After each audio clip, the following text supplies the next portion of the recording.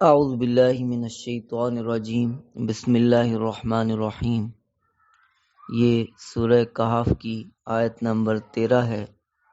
نحن نقص علیک نبأہم بالحق۔ یہاں سے حق تعالی شانہ اصحاب کہف کا قصہ تفصیل کے ساتھ بیان فرما رہے ہیں۔ فرماتے ہیں ہم آپ پر ان کا قصہ بالکل ٹھیک صحیح تحقیق کے ساتھ بیان کرتے ہیں۔ انہم فتیۃ آمنوا بربہم، یہ چند نوجوان تھے جو اپنے رب پر ایمان لے آئے۔ نوجوان شہزادے تھے، اچھے گھروں سے تعلق رکھتے تھے۔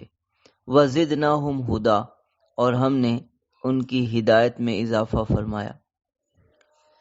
یہ اضافہ یہ تھا کہ اللہ تعالیٰ نے ان کو ایمان کی مضبوطی اور ثابت قدمی عطا فرمائی اور تکالیف پر صبر کی توفیق دے دی، دنیا سے بے رغبتی اور آخرت کی طرف توجہ اور فکر نصیب فرما دی، جس کی بنا پر انہوں نے اتنا بڑا اقدام کیا کہ اپنے گھر بار اور گھر کی تمام تر سہولیات اور والدین اور رشتہ دار سب لوگوں کو، سب چیزوں کو چھوڑ دیا۔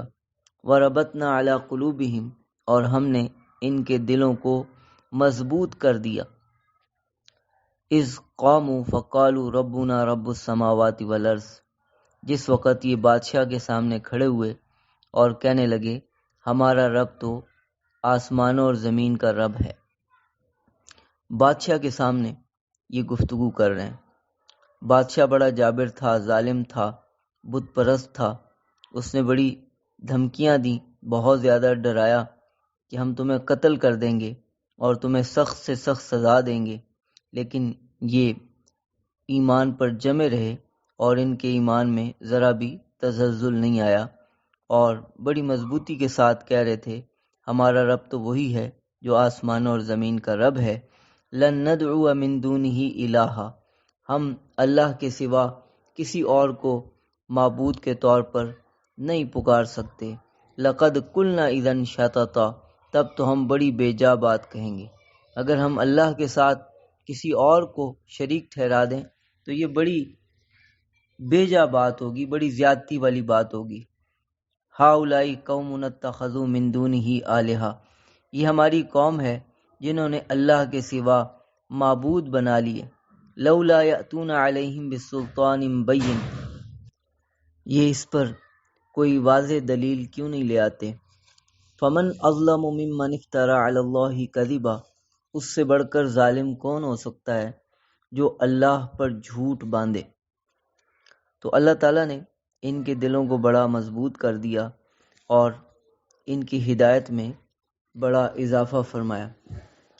یہ بہت بڑی اللہ تعالیٰ کی توفیق ہوتی ہے کہ اللہ تعالیٰ ایسے مواقع پہ کسی کو ثابت قدمی عطا فرما دے، مضبوطی اور دلوں کی مضبوطی اللہ تعالیٰ عطا فرما دے۔ حضرت ابراہیم علیہ السلام بھی جب نمرود کے سامنے کھڑے ہوئے تو ڈٹ گئے اور بالکل بھی جنبش نہیں آئی، ذرا بھر بھی تزلزل نہیں آیا۔ اسی طرح سے جو حضرت موسیٰ علیہ السلام کے دور میں جادوگر تھے، وہ فرعون کے سامنے ڈٹ گئے اور کہنے لگے فخذ ما انت قاض، جو تو نے کرنا ہے کر لے، جو تو کرے گا وہ دنیا کی زندگی کا سامان ہے، دنیا میں تو سزا دے سکتا ہے، اس سے زیادہ تیرے پاس کوئی اختیار نہیں۔ پھر یہ لوگ جب قوم سے جدا ہو گئے تو انہوں نے آپس میں مشورہ کیا کہ ہمیں کسی غار کی طرف پناہ لے لینی چاہیے، کیونکہ اس وقت جو دین تھا وہ دین عیسوی تھا، اور دین عیسوی کے اندر لوگوں نے ایک طریقہ اختیار کیا تھا کہ اپنے ایمان اور دین کو بچانے کے لیے، اپنے ایمان کی حفاظت کے لیے غاروں میں پناہ لے لیتے تھے، تنہائی میں چلے جاتے تھے۔ یہ ایک رہبانیت تھی جس کو انہوں نے اختیار کیا تھا۔ اگرچہ اللہ تعالیٰ نے اس رہبانیت کو مقرر نہیں کیا تھا، لیکن اللہ تعالیٰ نے ان کے رہبانیت کو اختیار کرنے پر رد بھی نہیں فرمایا، کہ تم رہبانیت کیوں اختیار کر رہے ہو؟ تو ان لوگوں کے لیے اس رہبانیت کو جائز رکھا تھا کہ اپنے ایمان کو اور اپنے دین کو بچانے کے لیے غاروں میں اور دور دراز علاقوں میں پناہ لے سکتے ہو۔ چنانچہ انہوں نے آپس میں یہی مشورہ کیا کہ ہم کسی غار میں پناہ لے لیتے ہیں، اور اس طرح سے ہمارا ایمان بھی بچ جائے گا اور ہم ان لوگوں کے شر سے بھی محفوظ ہو جائیں گے۔ وَإِذِ اعْتَزَلْتُمُوهُمْ وَمَا يَعْبُدُونَ إِلَّا اللَّهِ، اب ان لوگوں کی خلطیں اتروا لی، شہزادے تھے، اور انہیں یہ کہا کہ اب تم نے اگر اسی روش کو اختیار کیا اور ہمارے بتوں کو برا بھلا کہا اور ان کے علاوہ ایک معبود کو تم نے اپنا رب قرار دیا، تو ہم تمہیں رجم کر دیں گے، ہم تمہیں قتل کر دیں گے۔ تو انہوں نے آپس میں مشورہ کیا، کہنے لگے کہ ہمیں یہاں سے نکل جانا چاہیے، ہم غار میں پناہ لے لیتے۔ اور چونکہ عیسائیت کا مذہب تھا، یہ لوگ بھی عیسائی مذہب سے تعلق رکھتے تھے، اور عیسائی مذہب میں غاروں میں پناہ لینا، رہبانیت، یہ ایک چیز تھی جس کو انہوں نے نکالا ہوا تھا، اور اللہ تعالیٰ نے اس پہ رد نہیں فرمایا کہ غاروں میں پناہ نہ لو، بلکہ یہ ایک طریقہ ہے رہبانیت جو وہ لوگ اپنے دین میں مضبوطی حاصل کرنے کے لیے اختیار کر لیتے تھے۔ تو انہوں نے بھی یہی آپس میں طے کیا، وَإِذِ اعْتَزَلْتُمُوهُمْ وَمَا يَعْبُدُونَ إِلَّا اللَّهِ، اور جب تم ان سے اور جن کی اللہ کے سوا عبادت کرتے ہیں جدا ہو گئے ہو، فَأْوُوا إِلَى الْكَهْفِ، تو غار کی طرف پناہ لے لو، يَنشُرْ لَكُمْ رَبُّكُمْ مِنْ رَحْمَتِهِ، تمہارا رب تمہارے لیے اپنی رحمت پھیلا دے گا، وَيُهَيِّئْ لَكُمْ مِنْ أَمْرِكُمْ مِرْفَقًا، اور تمہارے لیے تمہارے اس کام میں کامیابی دے دے گا۔ یحیی کا مطلب مہیا کر دینا، تمہیں تمہارے اس کام میں سے آرام اور کامیابی مہیا فرما دے گا۔ چنانچہ انہوں نے اسی کے مطابق غار میں پناہ لے لی۔ جب غار میں جا کے لیٹے تو 309 سال یہ لوگ سوئے رہے۔ اللہ تعالیٰ نے ان کو قدرت کی نشانی بنا دیا، 309 سال یہ لوگ سوئے رہے، اور اللہ تعالیٰ نے ان کے بدنوں کی حفاظت کا ایسا انتظام فرمایا کہ سورج کی روشنی اگر ان کے جسم پر پڑتی رہتی تو جسم بوسیدہ ہو جاتا، کپڑے بھی بوسیدہ، جسم بھی بوسیدہ، اور اسی طرح اگر ان کا جسم زمین کے ساتھ ایک ہی جگہ سے لگا رہتا، تو جیسے کوئی ایک آدمی بیڈ پہ لیٹا رہے تو بیڈ سول ہو جاتا، تو زمین کے ساتھ اگر کوئی پڑا رہے تو زمین تو جسم کو کھا جاتی، ایک ہی جانب میں اگر کوئی پڑا رہے زمین اس جانب کو کھا جاتی، مٹی کھا جاتی۔ تو اللہ تعالیٰ نے اس کا بھی انتظام فرمایا، سورج کی دھوپ پڑتی طلوع کے وقت بھی تھوڑا سا ان سے ہٹ جاتی، اور غروب کے وقت میں بھی ان سے تھوڑا سا کترا جاتی، حالانکہ یہ غار کے بالکل درمیانی حصے میں۔ بعض غاریں ایسی ہوتی ہیں کہ ان کا ایک دھانا ہوتا ہے پہاڑ میں، اور اس میں سے گزر کر آگے کشادہ جگہ آ جاتی، تو یہ ایسی ہی غار میں تھے کہ جس میں اوپر سے سورج کی روشنی واضح طور پر پڑتی تھی، یہ کھلی جگہ میں لیٹے ہوئے تھے، لیکن اللہ تعالیٰ نے انتظام یہ کیا کہ سورج کی روشنی ان پر جب پڑتی ہے تو تھوڑی سی ہلکی سی دائیں اور بائیں ہٹ جاتی ہے طلوع و غروب کے وقت، اور زمین کے ساتھ ان کا معاملہ یہ ہوا وَنُقَلِّبُهُمْ ذَاتَ الْيَمِينِ وَذَاتَ الشِّمَالِ، ہم ان کی کروٹیں پلٹتے رہتے ہیں دائیں جانب اور بائیں جانب۔ اس طرح سے انہوں نے 309 سال گزار دیے، نہ تو سورج کی وجہ سے ان کا جسم گلا سڑا اور نہ ہی زمین نے ان کے جسم کو کھایا۔ وَتَرَى الشَّمْسَ اِذَا طَلَعَتْ، تو دیکھے گا سورج کو کہ جب وہ طلوع ہوتا ہے، تَزَاوَرُ عَنْ كَهْفِهِمْ ذَاتَ الْيَمِينِ، تو ان کی غار سے دائیں جانب ہٹ جاتا ہے، یعنی سورج کی جو دھوپ ہے، جو اس کی روشنی ہے، تپش ہے، وہ ان کے جسموں پر نہیں پڑتی۔ وَإِذَا غَرَبَتْ، اور جب سورج غروب ہوتا ہے، تَقْرِضُهُمْ ذَاتَ الشِّمَالِ، تو ہلکا سا بائیں جانب اس کی دھوپ کترا جاتی۔ وَهُمْ فِي فَجْوَةٍ مِّنْهُ، اور یہ غار کے کھلے حصے میں۔ ذَلِكَ مِنْ آیاتِ اللہ، یہ اللہ کی نشانیوں میں سے ہے۔ مَن يَهْدِ اللَّهُ فَهُوَ الْمُهْتَدِ، جس کو اللہ تعالیٰ ہدایت دے وہی ہدایت پاتا ہے۔ وَمَن يُضْلِلْ، اور جسے اللہ گمراہ کرے، فَلَن تَجِدَ لَهُ وَلِيًّا مُرْشِدًا، تو اس کے لیے کوئی دوست اور کوئی رہنما نہیں پائے گا۔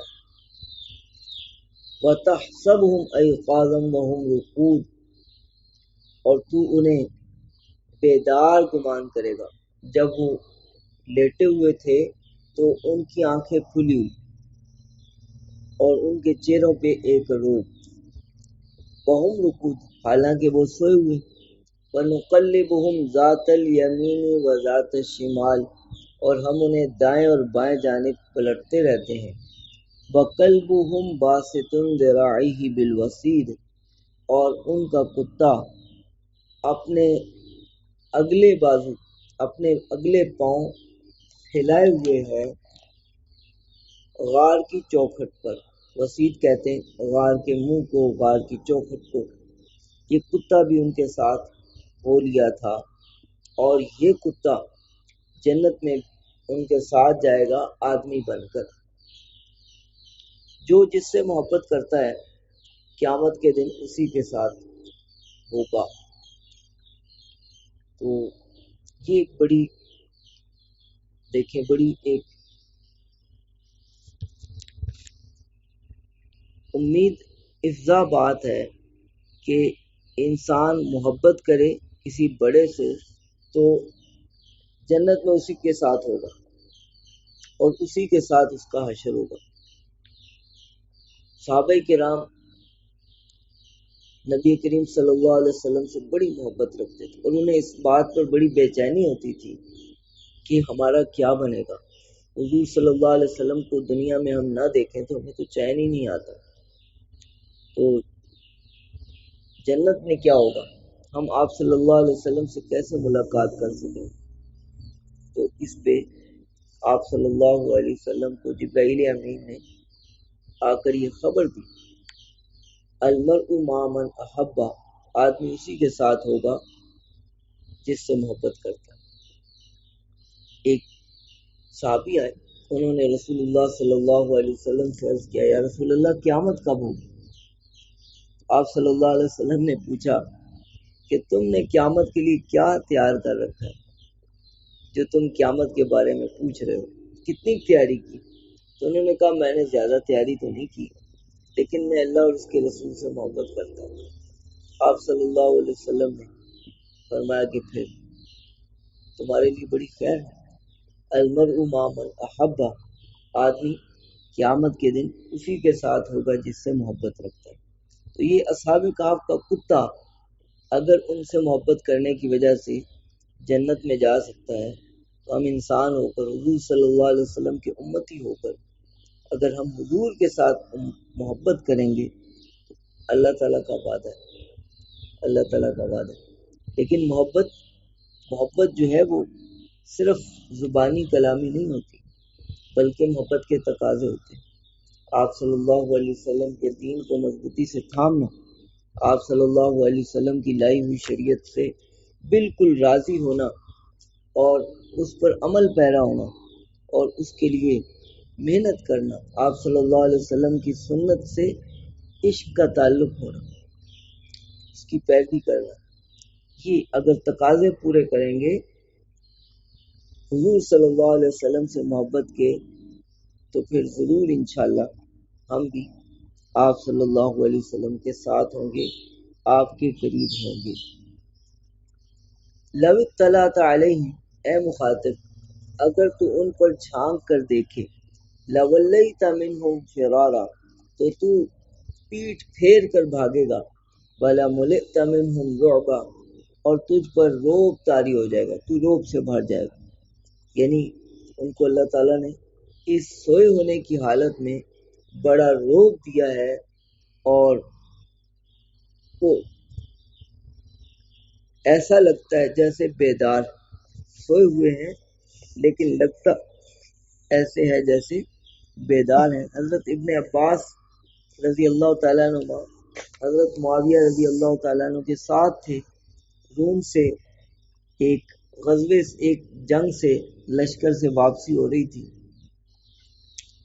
تو واپسی پر اصحاب کہف کی غار آئی، جس کے بارے میں اندازہ یہ تھا کہ یہی وہ غار جس میں اصحاب کہف تھے۔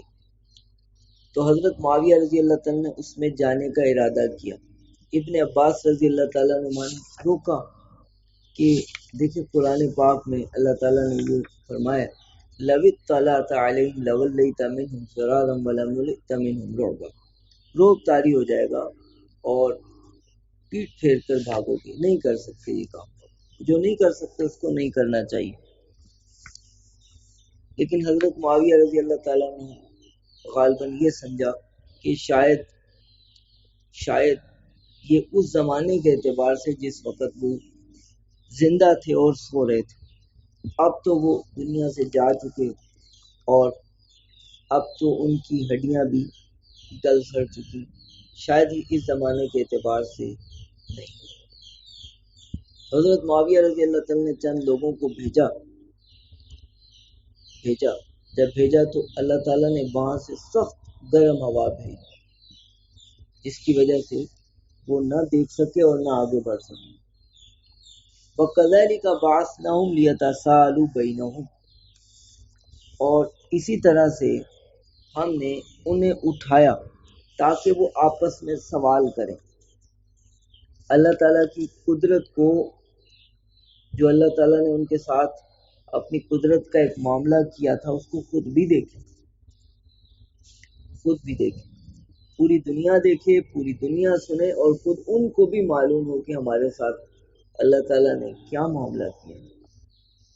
اپنا ایمان بچانے کے لیے نکلے تھے اور اللہ تعالیٰ نے پوری انسانیت کے لیے ان کو ہدایت کا ذریعہ بنا دیا، اور ایمان کی حفاظت کے لیے اللہ تعالیٰ نے اس سورہ مبارکہ کو ایک بہت بڑا حصار بنا دیا ہے۔ اگر کوئی چاہتا ہے فتنے سے محفوظ رہے، اگر کوئی چاہتا ہے کہ اسے ہر ہفتے نورانیت اور روحانیت ملتی رہے، اس سورہ مبارکہ کو ہر جمعے میں تلاوت کرے۔ آج جمعہ المبارک، ہر جمعے میں تلاوت کرے، اور پوری سورت تلاوت نہیں کر سکتا تو کم از کم پہلی 10 آیات اور آخری 10 آیات کی ضرور تلاوت کرے۔ قال قائل منهم، ان میں سے ایک کہنے والے نے کہا کم لبثتم، تم کتنا عرصہ ٹھہرے ہو؟ قالوا لبثنا یوما او بعض یوم، تو کہنے لگے کہ ان میں سے کچھ نے کہا ہم ایک دن یا ایک دن کا بعض حصہ ٹھہرے، کیونکہ وہ صبح سوئے تھے، اب شام کا وقت تھا۔ تو دوسرے گروہ والے بولے، دوسرے چند لوگ بولے قالوا ربکم اعلم بما لبثتم، تمہارا رب بہتر جانتا ہے جتنا تم ٹھہرے۔ شاید انہوں نے دیکھا کہ ہمارے بال بڑے ہوئے، ہمارے ناخن بڑے ہوئے، اور ہمارے احوال کچھ تبدیل ہیں، اس وجہ سے انہوں نے کہا تمہارا رب بہتر جانتا ہے، یہ وہی دن نہیں لگتا جس دن ہم سوئے۔ فَابْعَثُوا أَحَدَكُمْ بِوَرِقِكُمْ هَٰذِهِ إِلَى الْمَدِينَةِ، 309 سال تو دھوپ نہیں لگی، اللہ تعالیٰ نے یوں ہی سلائے رکھا اور غذا کا بھی انتظام کیے رکھا، 309 سال کے بعد اٹھتے ساتھ ہی بھوک تھی.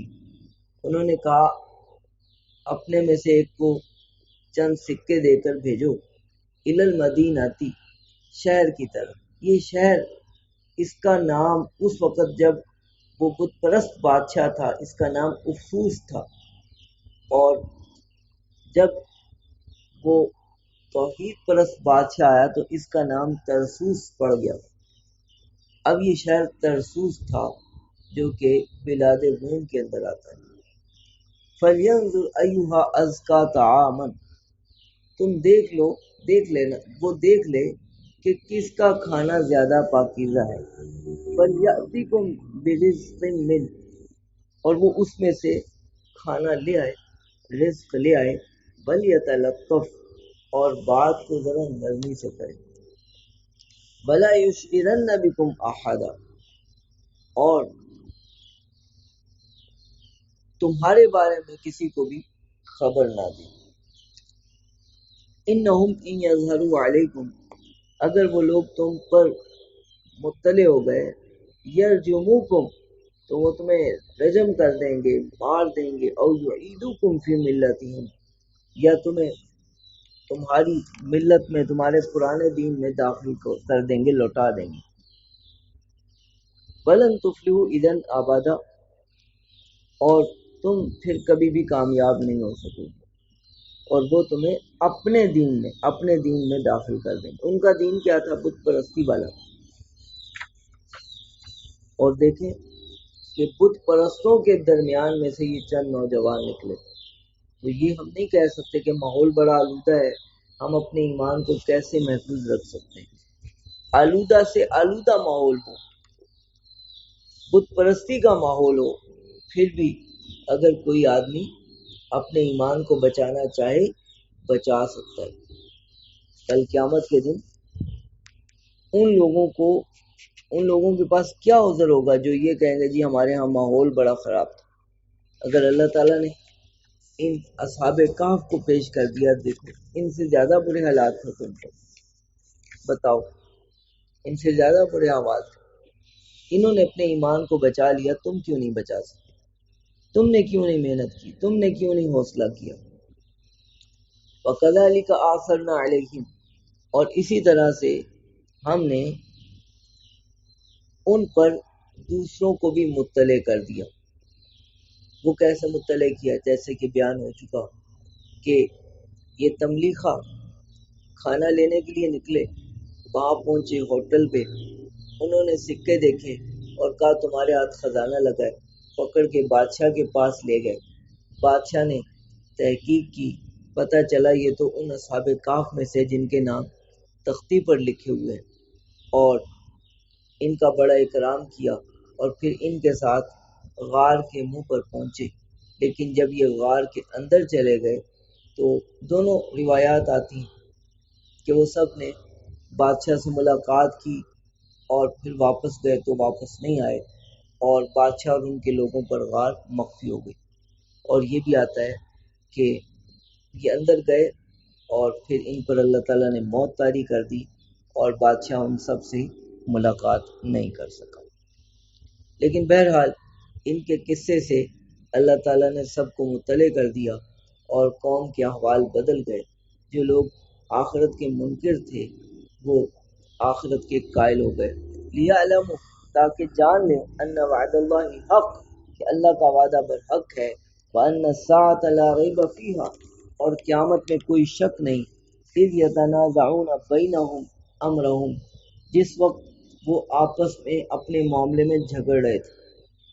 اب جھگڑا کیا تھا؟ یہ تو اندر چلے گئے اور یہ نہیں ملے، تو لوگوں میں بات ہوئی کہ کوئی یادگار یہاں پر تعمیر کر. جو بت پرست قسم کے لوگ تھے یا بے دین قسم کے لوگ تھے وہ یہ کہہ رہے تھے یہاں رفاہ عامہ کی کوئی عمارت بنا دیتے، لوگوں کو فائدہ ملتا رہے. اور جن کی حکومت تھی، جو بادشاہ تھے توحید پرست، انہوں نے کہا یہاں پر عبادت گاہ بنائیں گے، یہاں پر مسجد بنائیں گے. اور انہی کا معاملہ پورا ہوا، انہی کا ہولڈ تھا، انہی کی حکومت تھی. تو اللہ تعالیٰ نے جن کی حکومت تھی ان کے معاملے کو غالب کر دیا، مسجد کی تعمیر وہاں پر ہو گئی۔ اس سے یہ پتہ چلا کہ جہاں کوئی بزرگ دفن ہو، بزرگ کی قبر کو، اللہ والے کی قبر کو تو پکا بھی نہیں کرنا، اس کا مزار بھی نہیں بنانا، اس کو سجدہ گاہ بھی نہیں بنانا، لیکن اس کے قریب اگر مسجد بنا لی جائے کہیں تھوڑا سا ہٹ کر، کوئی حرج والی بات نہیں۔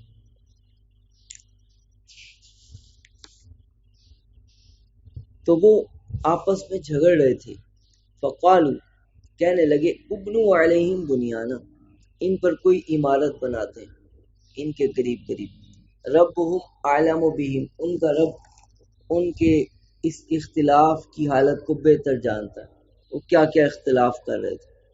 قال الذین غلبوا علی امرہم، جو اپنے معاملے میں، ان کے معاملے میں غالب آ گئے، جن کا معاملہ غالب ہو گیا، انہوں نے یہ کہا لنتخذن علیہم مسجدا، ہم ان پر مسجد بنائیں گے۔ قال الذین غلبوا علی امرہم لنتخذن علیہم مسجدا، جو لوگ اپنے معاملے میں غالب آ گئے انہوں نے کہا کہ ہم ان پر مسجد بنائیں گے۔ سیقولون ثلاثۃ رابعہم کلبہم، اب ان کی تعداد کے بارے میں بھی ایک اختلاف تھا، اور مشرکین کے درمیان، اہل کتاب کے درمیان یہ قصہ مشہور تھا، اور ان کی تعداد میں اختلاف کرتے تھے کہ وہ کتنے تھے۔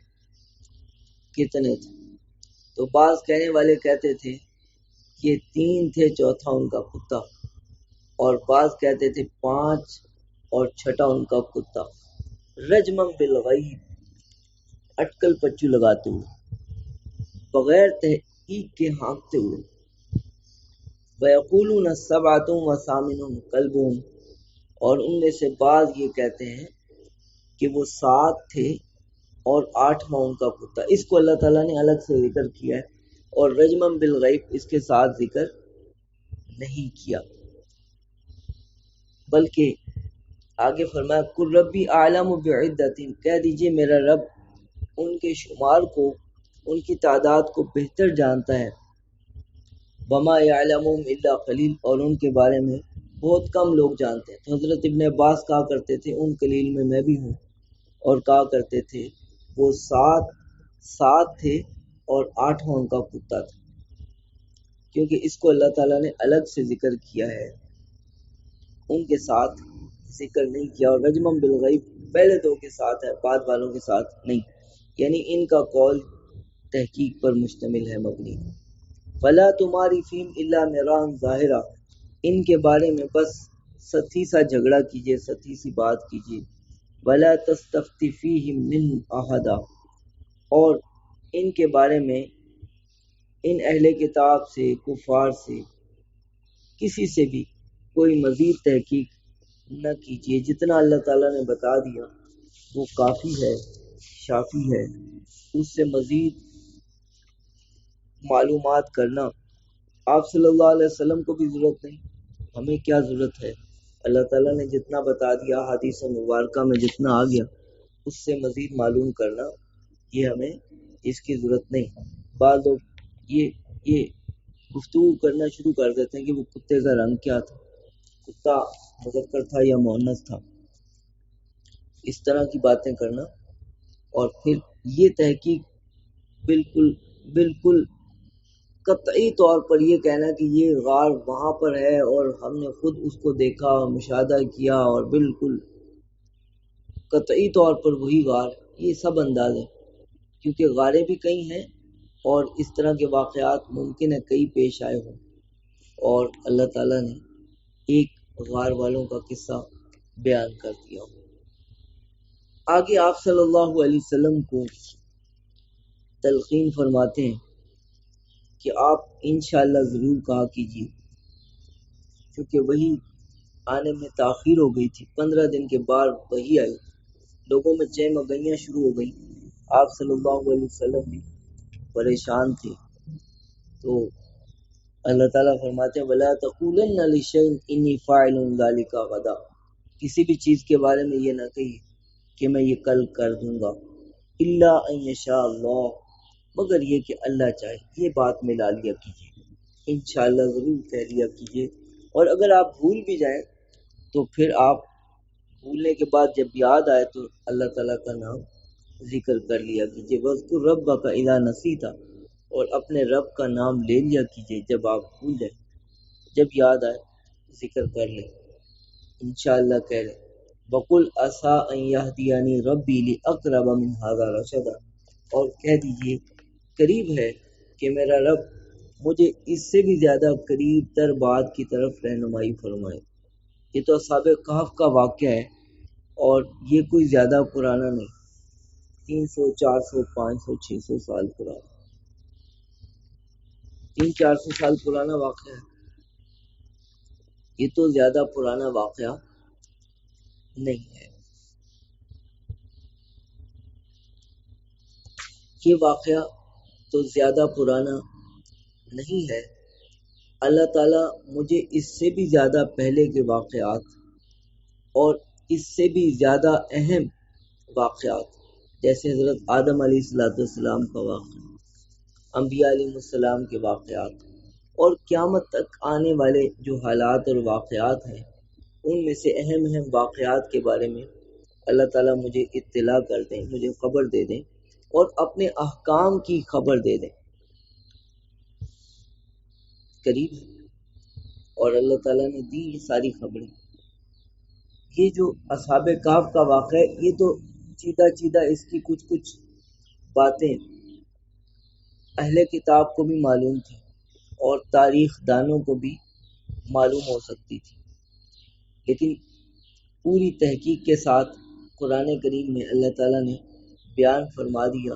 لیکن اس واقعے کے علاوہ اللہ تعالیٰ آپ کو اور بہت سی خبریں دینے والے ہیں، اور پھر آگے ان کی جو مدت تھی، کتنی مدت وہ ٹھہرے رہے، اس کو بیان فرماتے ہیں۔ وَلَبِثُوا فِي كَهْفِهِمْ 300 سِنِينَ، وہ اپنی غار میں 300 سال ٹھہرے رہے، وَازْدَادُوا 9 اور 9 سال مزید گزارے۔ اس جملے کی خوبصورتی ہے کہ 309 سال کو یوں بھی کہا جا سکتا تھا، اکٹھے کہہ دیتے 309 سال، لیکن الگ الگ بیان کیا۔ شمسی نظام کے اعتبار سے 300 سال بنتے ہیں اور قمری نظام کے اعتبار سے 309 سال بنتے ہیں، دونوں کی طرف اشارہ ہوگی۔ قُلِ اللَّهُ أَعْلَمُ بِمَا لَبِثُوا، کہہ دیجئے اللہ بہتر جانتا ہے جتنا وہ ٹھہرے۔ لَهُ غیب السماوات والارض، اسی کے لیے آسمانوں اور زمین کا غیب ہے۔ ابصر بہ واسمع، کس قدر وہ سننے والا اور دیکھنے والا ہے۔ ما لہم من دونہ من ولی، ان کے لیے اللہ کے سوا کوئی دوست نہیں، کوئی مددگار نہیں۔ ولا یشرک فی حکمہ احدا، اور اللہ تعالیٰ کسی کو اپنے حکم میں شریک نہیں کرتا۔ تو اسی کے ساتھ تعلق بناؤ، اسی کے ساتھ تعلق بنا کر تم کامیاب ہو سکتے ہو۔ یہ تو اصحاب کہف کا واقعہ ہے۔ اللہ تعالیٰ تو آسمانوں اور زمین کے غیب کو بھی جانتا ہے، کس قدر وہ دیکھنے والا اور کس قدر سننے والا ہے۔ اس طرح سے سورہ کہف کی 26 نمبر آیت تک یہ مکمل ہوا، اور یہاں تک ہی اصحاب کہف کا واقعہ ذکر ہے۔ اس سے آگے دوسری تعلیمات، دوسری طرف کلام کا روئے سخن۔ وآخر دعوانا الحمدللہ رب العالمین۔